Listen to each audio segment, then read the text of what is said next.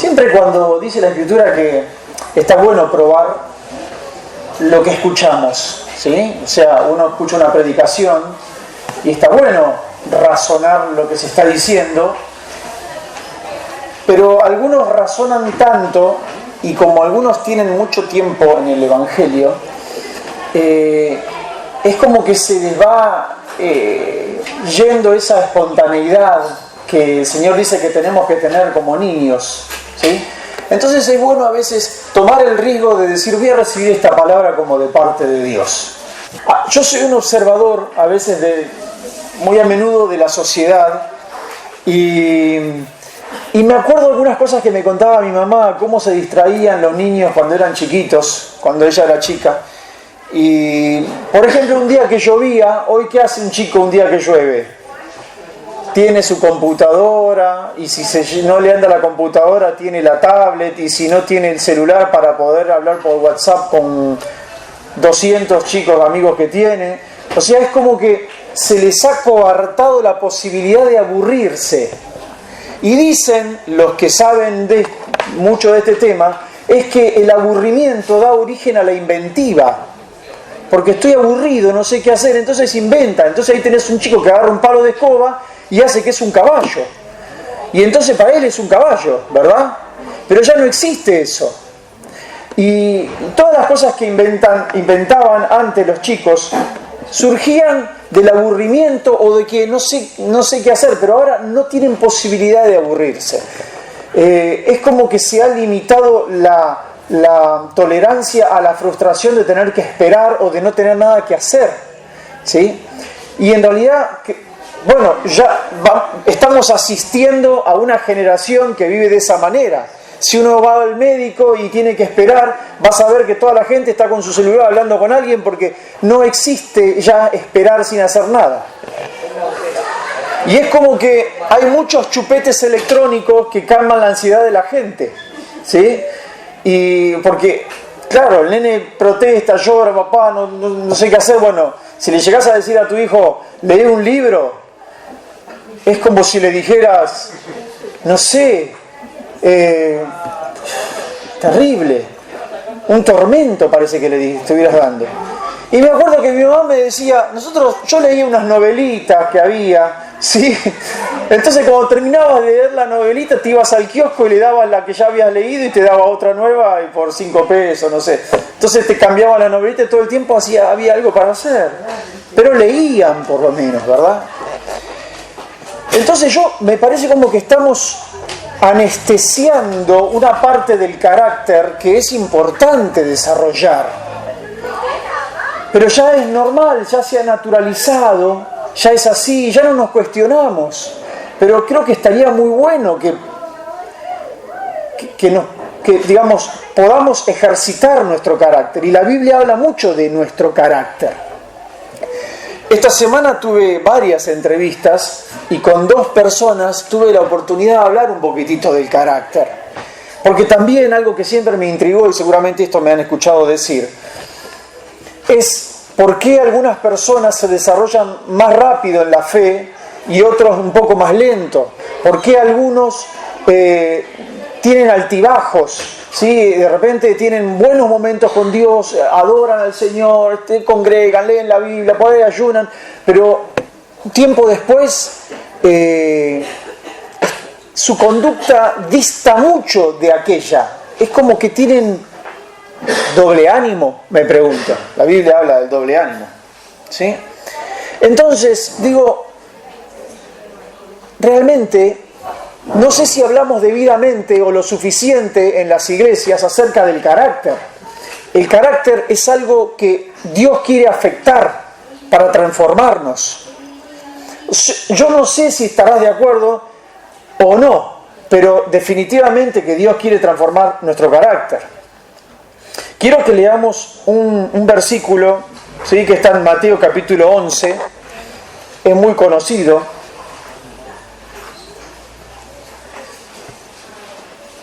Mateo capítulo 11. Yo creo que a los padres nos cabe una responsabilidad, y seguramente esto implica una confrontación con nuestros hijos, pero es necesario que ellos hagan otra cosa diferente de la que todo el tiempo están estimulados a hacer.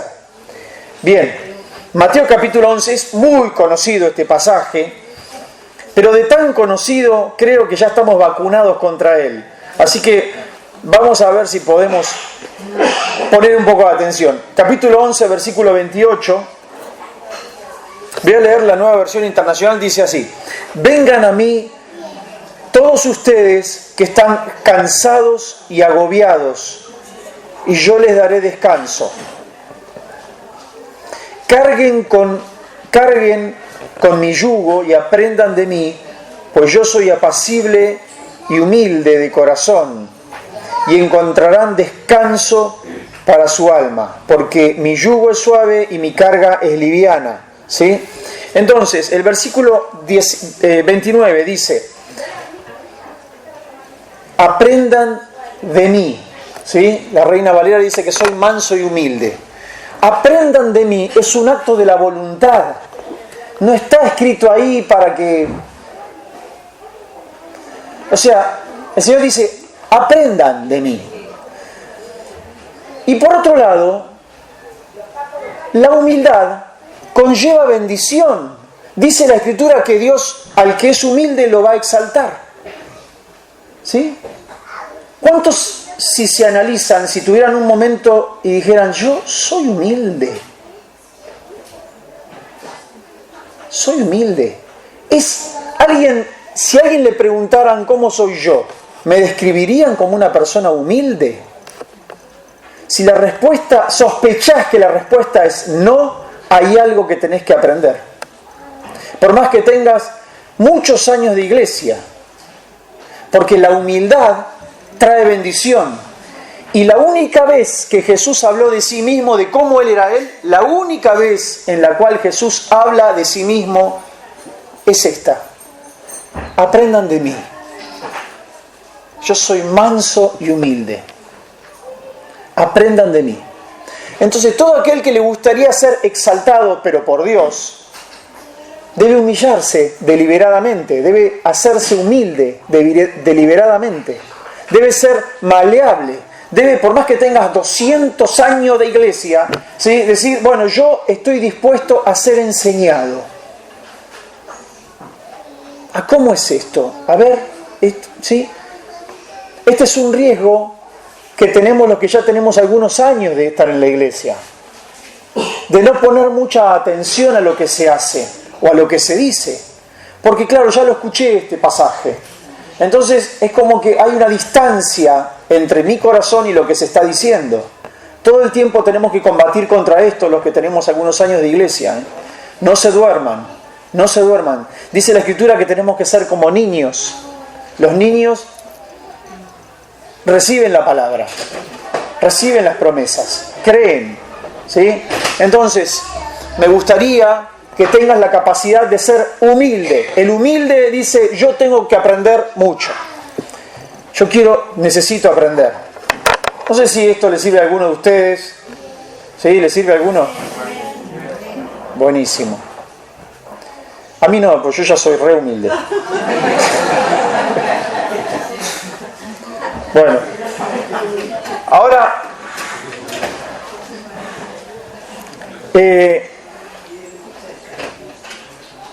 si nosotros somos observadores de nosotros mismos, y puede ser que se nos distorsione un poco la mirada que tenemos de nosotros mismos, porque siempre hay una distancia entre lo que yo pienso de mí y lo que otros piensan de mí, ¿verdad?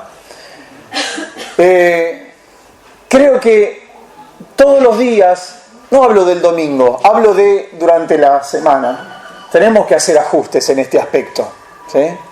Y reconocer si me equivoqué, pedir perdón en la familia. Esto trae muchos beneficios, evita muchas discusiones tontas, ¿sí?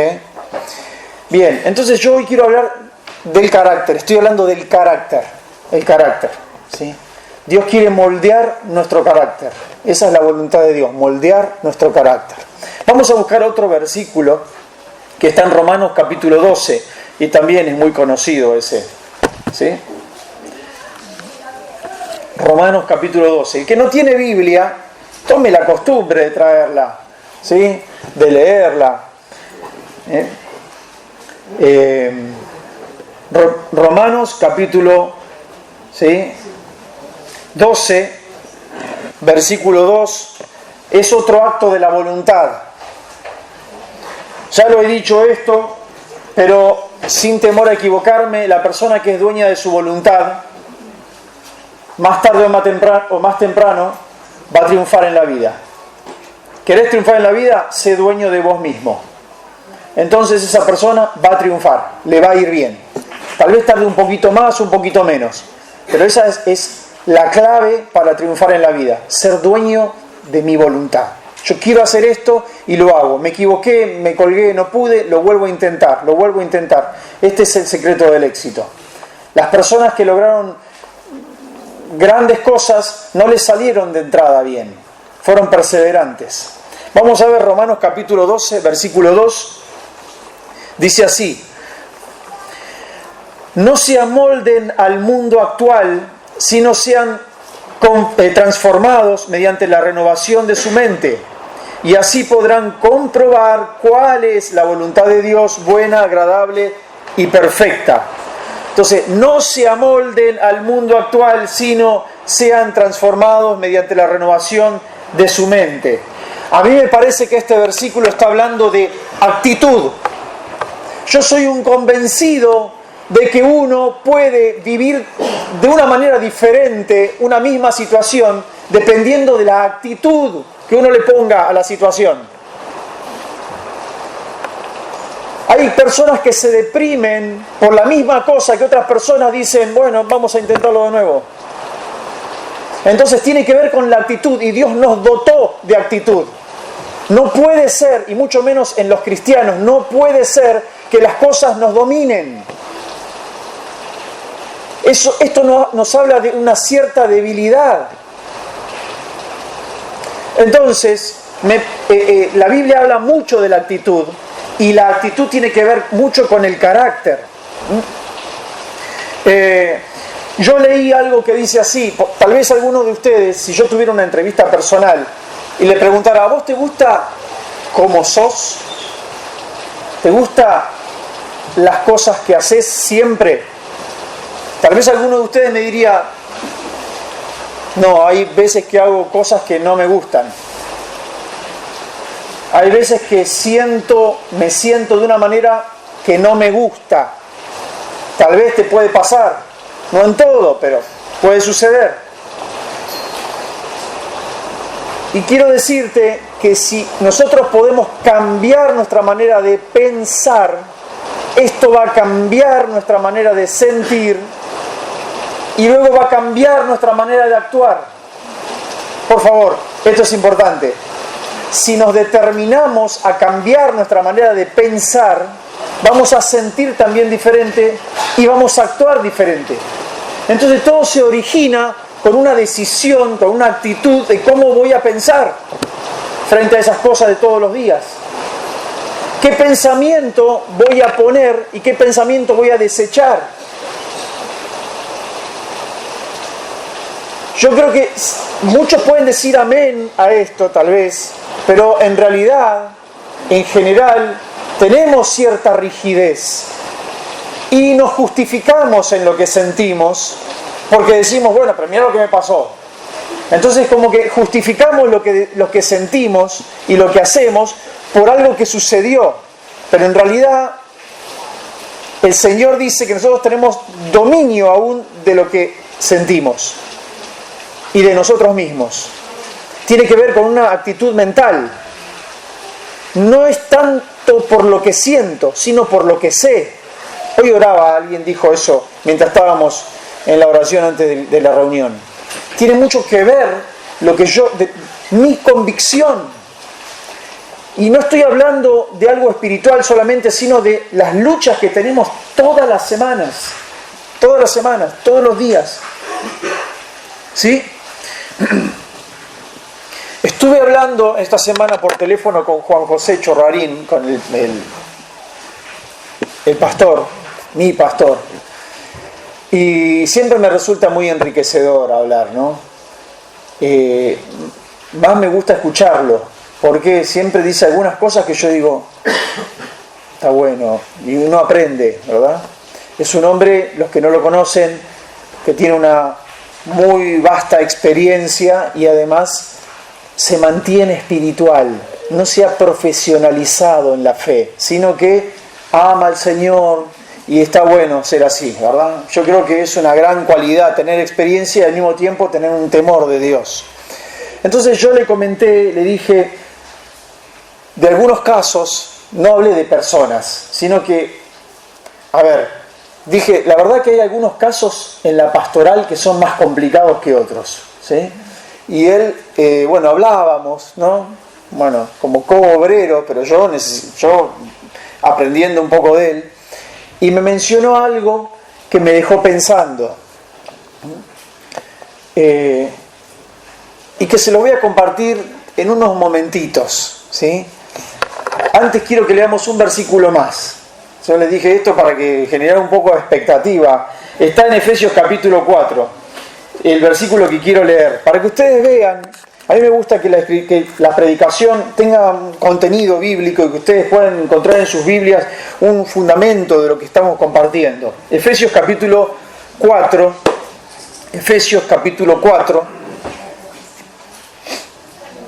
el versículo 22, también habla de un acto de la voluntad. Versículo 22. Yo estoy leyendo la nueva versión internacional, no se enoje el que tiene la Reina Valera. Dice así: con respecto a la vida que antes llevaban, se les enseñó, ¿sí? Se les enseñó que debían quitarse el ropaje de la vieja naturaleza, la cual está corrompida por los deseos engañosos, y ser renovados en la actitud de su mente.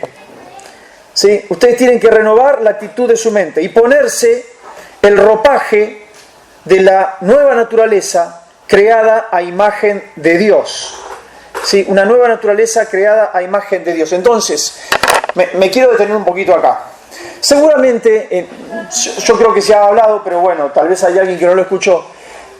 La Escritura habla de que tenemos que arrepentirnos. ¿Sí? Todos los que están acá, no sé si, supongo que muchos ya se han arrepentido de sus pecados o de la vieja vida y han decidido seguir a Jesús. Entonces, me arrepiento. E incluso en la sociedad en que estamos viviendo, cuando hablamos de arrepentimiento, en general, lo relacionamos con algo que estoy arrepentido de algo que hice. Uy, elegí esto, me arrepiento de lo que elegí. O sea,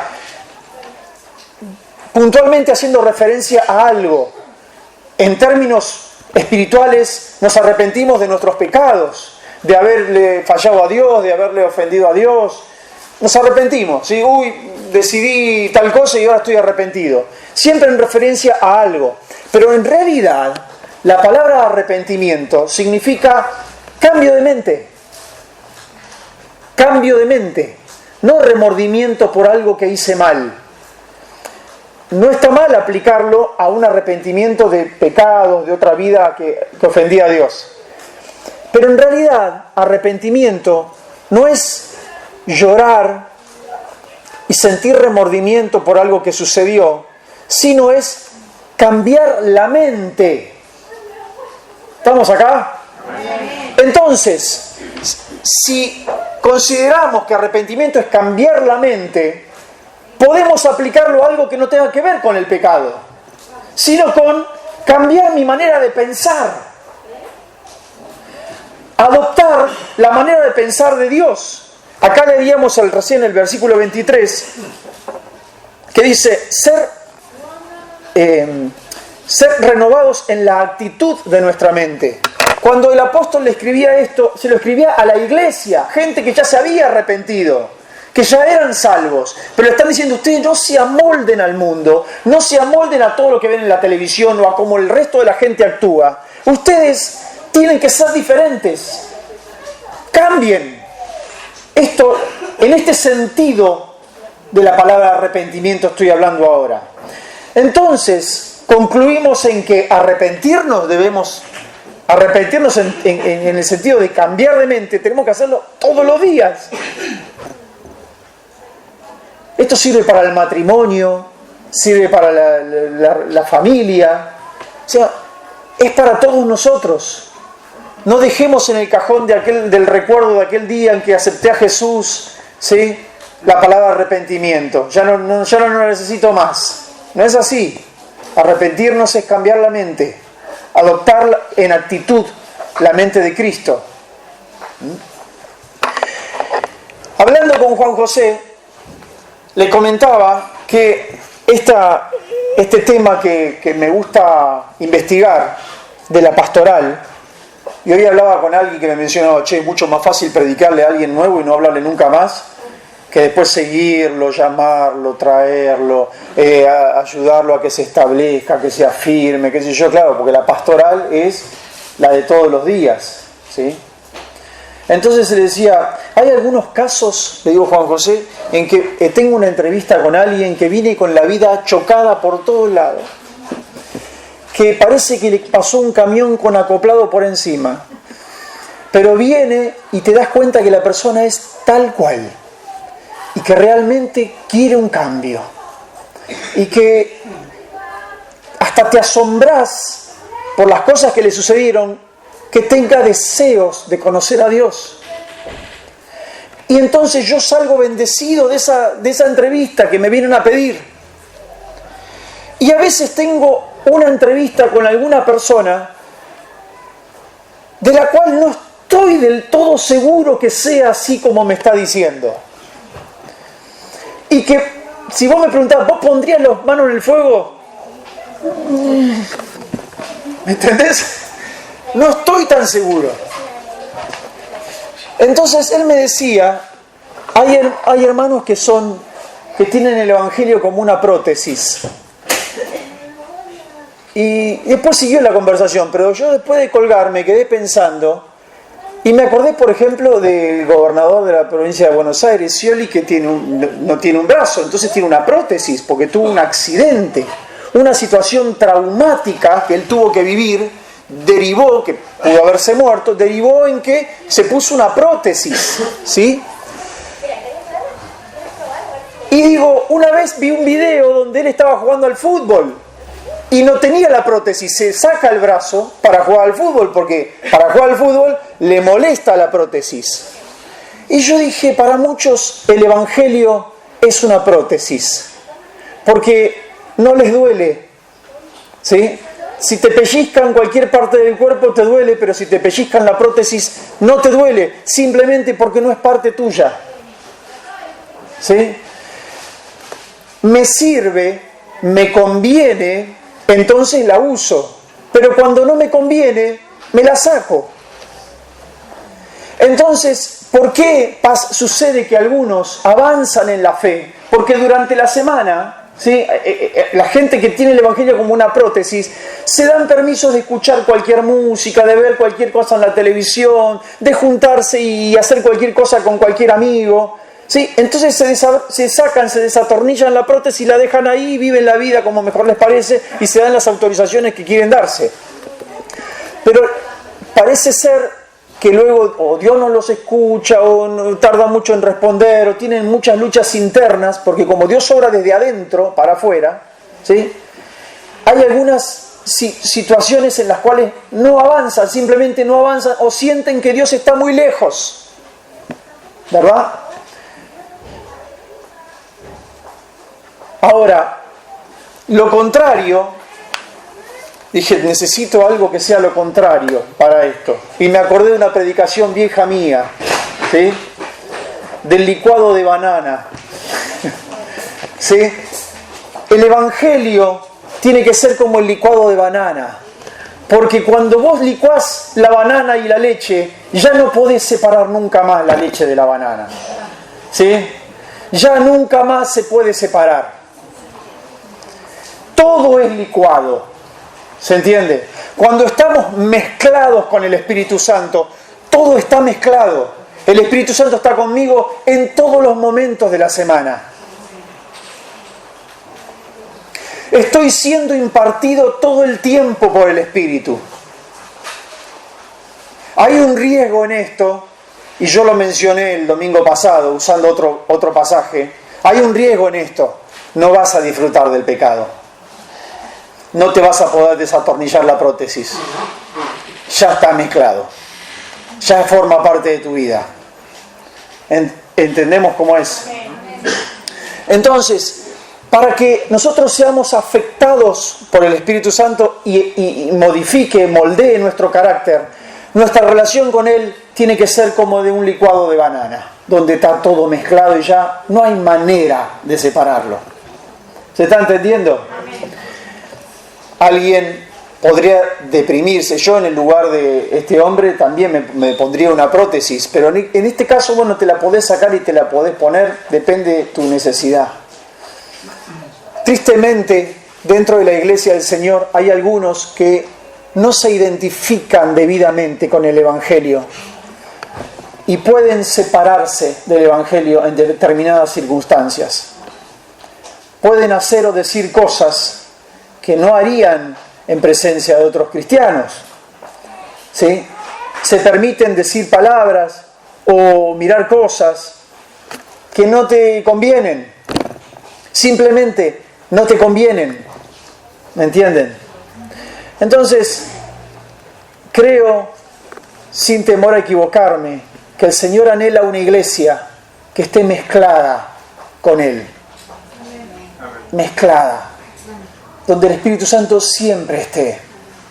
Una iglesia que adopte deliberadamente, a propósito, ¿sí?, a sabiendas, una actitud, una de la voluntad.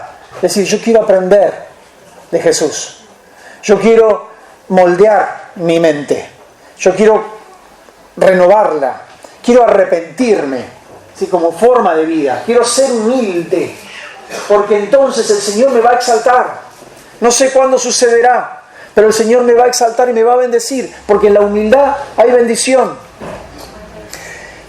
Creo que hoy puede ser que le esté hablando a alguien que hace poquito que ha conocido al Señor o está conociéndolo, pero también creo que tal vez el Señor nos está hablando a todos nosotros, incluso nosotros los pastores. No nos podemos profesionalizar de la fe. No podemos creer que sabemos todo. Sin querer tal vez estemos haciendo eso. Y cada día decir, bueno, Señor, otra vez estoy aprendiendo. Otra vez estoy aprendiendo. ¿Sí?